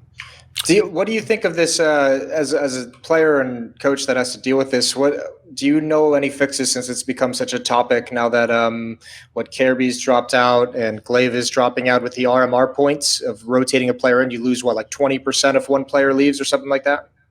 Yeah, I wasn't really like looking into it like with super detail, but I think there's definitely a balance to be found where you sometimes you need to make, especially if it's like in Kirby's case and he's like, really ill, like, okay, Glaive is taking, kind of a break that's, his own, he isn't like really forced to do that, so to speak, right? So it's a bit different, but I think like you shouldn't get punished for it when you just find a new player. I think there needs to be a way though to control kind of, if let's say Kirby is out and then you bring Magisk, right? So who carries like the points and how? So you don't like, I think this was ridiculous for this like Road to Rio, for the first thing, for the like close qualifiers. The way they did it is like the players were carrying all the points. So if Guardian made a team with 4 friends, he would get an invite to the close qualifier for the minor just based off of that, right? Which is like stupid, because especially in Europe, it's so hard to make the open qualifier. Like Complexity didn't even make it. Right? They didn't make got invited in the end, right? So that tells you. So I mean, those situations are really dumb. So you need to like kind of strike a balance where it's fine to change a fucking player, for the major. Like the teams are, I'm glad that we're kind of behind this stage where you have rosters surviving artificially just because of a fucking major spot. Like, no one really wants to see this. That needed to die off, of course. Yeah, so I think there should be like ability for teams to be flexible. Like maybe you make it like really, really small, like something like 10, 15, where if you're like really doing it a lot and you're changing the whole team, like you get punished for it. But I think these small changes are, you shouldn't like feel pressured as a team that you need to, or an org to keep a roster so you don't lose the spot. Then you're just wasting, because these cycles are so long. So you need to wait for like months for this shit. What Yanko says at the end there is the sentiment that I 100% agree with, because behind the scenes, this would happen all the time to me. I would message someone and basically just be like, come on, man, you surely don't think like this teammate's, like, listen, even if you're friends with him, you surely don't really think he's playing well now. Like, why don't you just replace him? And then they would just say, yeah, but we already placed another guy before. Like, we need to have 3 for the major. And you'd be like, oh, fuck yeah, I forgot about that. And then the sad thing is, it's the end of the conversation, isn't it? Like, you totally know why they're not going to risk it in that scenario, because unless they really think they can become, like, number 1 in the world And even then, you're not guaranteed to qualify, but it'd be worth it for all the other benefits. They're just not going to make the change. And so I think it made the game somewhat stale.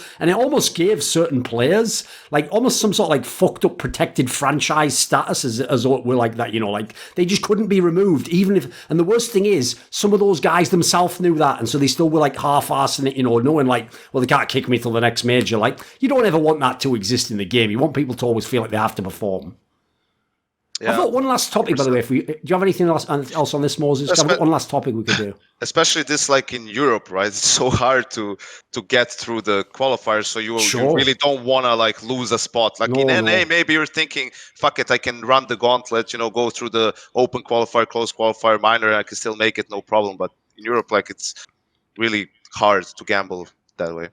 The one last thing I wanted to bring up as a topic, right, is in a world where obviously ESL Pro League would have been offline if the lockdown situation had happened. Flashpoint started offline and would have been offline, right? For the tournaments that are essentially a large tournament, they cover 3 weeks, a month, whatever. One of the things that we wanted to build into Flashpoint, you saw we did it essentially, and I wanted to know kind of your take on, is in a world where you don't just have to have the tournament in 5 or 6 days and get it done as quickly as possible, if you could have it so that both teams before the final, for example, have, say, a day or 2 days off. And the idea is you get proper prep time. You get a real chance to know who you're playing, potentially go over the games, even maybe do some practice scrims, whatever it might be. Are you someone who would be in favour of that, Janko? Would you like to have that aspect? Do you prefer it the other way, where it's just, you play out a tournament, it's kind of who's on the form that you're in that tournament is whether you win or lose? What do you think?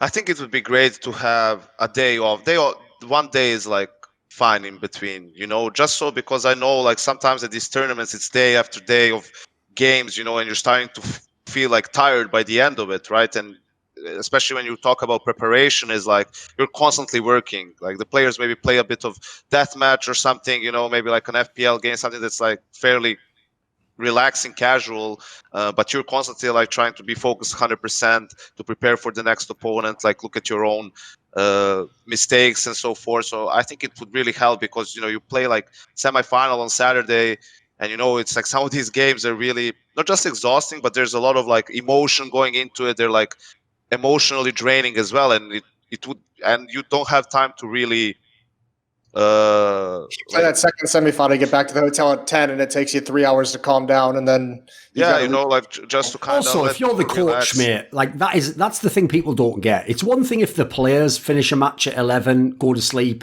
and have to play at like 12 the next day. The coach has to start watching the demos at that point in time. Like, if you want to be like a responsible coach, you basically have to ruin your whole life, like your sleep cycle. You just have to give up those hours, because that extra hour in the demo, that might win you the game.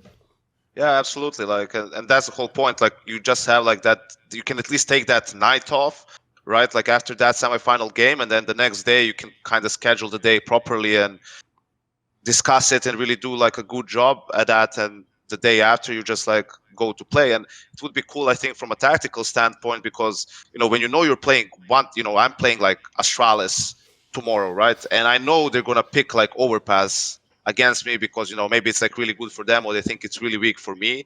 Like, I don't need to be the best team in the world on Overpass. I need to like play in a way where I can beat this team tomorrow on this map, right? You gotta snipe them. And there's so much stuff that's going on in that, where you can like maybe focus on changing your game, kind of, so they cannot, what they are preparing for turns out to be useless. Or maybe you try to go for some heavy anti-strat and you just play in a way like that you usually wouldn't play usually, but that's just your game plan against this team. Like, that's kind of what G2 did to us on Mirage last time we played, right? And this, like, something like this could be very interesting, right, for the viewers, especially when people like on the desk break it down, so kind of people understand what's going on behind all this. So yeah, I think that would be really cool for the big tournaments, like to add this kind of level to the competition. I'll take it even a step further, because I agree with everything Janko just said about from a player perspective and the coach perspective, obviously, I would even be cool with 2 days off before the Grand, even more perhaps. But I think, if you want to start talking about it from where I work and broadcast and show perspective, is having a more day, days the better for us. Yeah, more day to create content. Maybe we get to do some research. Maybe we get to create some tactical content, or maybe we bring the players in for interviews, or maybe they have a day where they have to come in and do a media day and have a press conference and sit down and answer questions or whatever it might be. But more days to prepare some kind of a cool show, because I've harped on this for a while now with Counter-Strike specifically, but our broadcasts haven't changed or added anything new to the mix in years. Like it's still the same old stuff. Like and especially for events like Pro League where you're in one location, or Flashpoint where you're in one location, when we have access to those players, this is our real chance to actually create some new things and try some new things with players and with teams to create an exciting show and exciting content for the fans. And without a day, without even 2 days, so that you can create something and have it edited properly and ready for the broadcast, I think those 2 days could be a godsend to creating very, very interesting content with players and teams. I'll even say throw the major in there, because one thing I think actually that CS really suffers from is there's loads of people who only watch the final of the International or the League of Legends World Championship, because when it's on, it's going to be like the World Cup final. Like in the same way as you see loads of people who don't follow football, but they'll tune in because it's an event, isn't it? The Super Bowl is obviously the best example, because tons of people around the world who don't even know American football rules watch for the fucking commercials and the halftime show, a million, because it's a cultural event. In that sense, it would be so much better in CS if you could have like a couple of days where they could build it up. Like, as you said, you could even have a press conference. So like, obviously it wouldn't work when it was like the last major final, because it was such a rubbish final. Like, it was obvious it was going to win. But if you ever had a final where it was a really hyped one, like it was like fucking Na'Vi versus Astralis in the next major final, I'd like to see the press conference there. Like, where are the heads of the players at? I'd like to have the videos that built it up, and we could literally, the way you'd promote it would be to the widest audience, like the greatest player ever who's never won a major goes against the team that won the last, you could really make like the Hollywood movie script fucking setup to where you could get a lot of people for that one match. They're never going to watch another tournament, but they might watch that one match because it just feels like it's more than just a match. Yeah, I think that's definitely the future. I think it's going to happen sooner than later, and you might even see things like between the semifinals and the quarterfinals, you have a day, right? Like, or between group stages and the start of playoffs, you have a day as well. In between, it would be cool for like 100 different things. Like, you could see it happening. I just think like right now it's probably not going to happen yet, because people are still like but they're concerned about the bottom line. They cannot add like a single day to just the cost would be too much. But eventually we'll get there where the deals will be bigger and there will be more money, and that the quality of everything is going to increase, because it's not going to be a problem for players to stay a week longer at an event, and for someone to pay all the costs for the staff and the accommodation and all this shit. Like, that will all be absolutely irrelevant, and people can just focus on making the best show, and also for the players to have the best and the teams to have the best conditions like to perform, so I think it's somewhere in the future. But I want to say one thing though. I have one thing I want to say that has been bothering me. It's like, what's completely broken thing right now in CS games when we talked about overtimes. Okay. Is the fact that as soon as regulation ends, overtime starts. There's not even like 10 seconds difference. There needs to be a break. Basically? There needs to be like a 2 minute or 3, like a halftime. Like, where else do you see this shit happening? It's like completely mental. It's like, of course it's exciting in a way. It's like, oh, like we won that train round that we weren't supposed to win on 15-40, and all of a sudden it's 15-15, and IP has to like figure out a way to come back from this shit. Like they have to play the T side, right? And maybe they're flustered or whatever. But for me, it's like, surely you want to like have the teams like do something sensible, like and make that overtime also good. I think just having like a 2 minute break or something like that for people to gather there, like you literally just clutch this insane round. Emotions are through the roof, and it's like, oh boys, it's live. Shit, throw the anti-rush nade. Fuck, what's happening, and it could be like, it's obviously like every round is super important in overtime. So I think that's definitely something I need to bring this shit up, like with TOs. Like, you need to have, especially for coaches, right? Because you guys don't get input.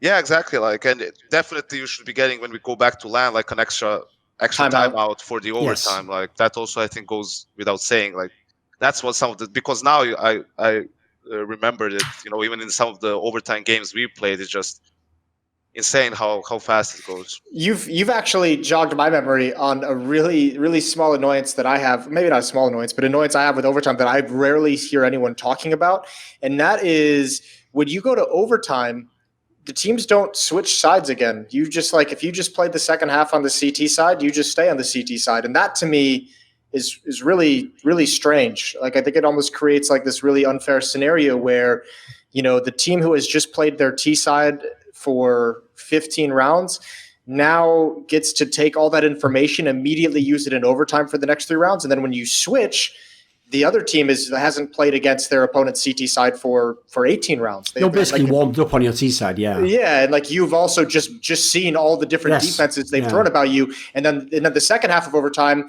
you have to sit there and go, oh, fuck, I have to think about what they did 18 rounds ago or, you know, 30 rounds ago. I think that's actually kind of crazy that we don't switch sides. You're saying the team that doesn't switch the side, or actually... No, you just switch sides before overtime. Yeah, but you're saying like the team that like stays on the CT side is at a disadvantage? Theoretically. Like yeah, who is, I guess who is like at a disadvantage is what I'm asking you. Yeah, I guess that's a good question because both teams actually have the same situation, but I still just find it weird that it doesn't swap back. Like both teams have the same situation, but why not switch it back? Switch Jason. Yeah, maybe that's why I've never brought it up before. But I honestly, God, it does annoy me for whatever reason. Like I just sit there and I'm like, why don't we fucking switch in overtime? I know. Here's the thing. I know what Yanko means. It's basically like if you like, listen, if we just rig the question, and this is an example of where I did come back on T side and got to overtime, then yes, obviously it helps me to stay on T side because I've just got all my shit going. But I guess Yanko's point, which is obviously logical as well, is what if I made it to overtime by shutting your T's side down and then I stay on CT side? If anything, I want us to keep doing that, right? Your shout of ideas, fuck it, I'll just keep running the CT half and close out 3-0. So, like, I think it can definitely go both ways on that one. I sort of see what you mean though, because if I started the game on T side, in theory, shouldn't I start overtime on T side?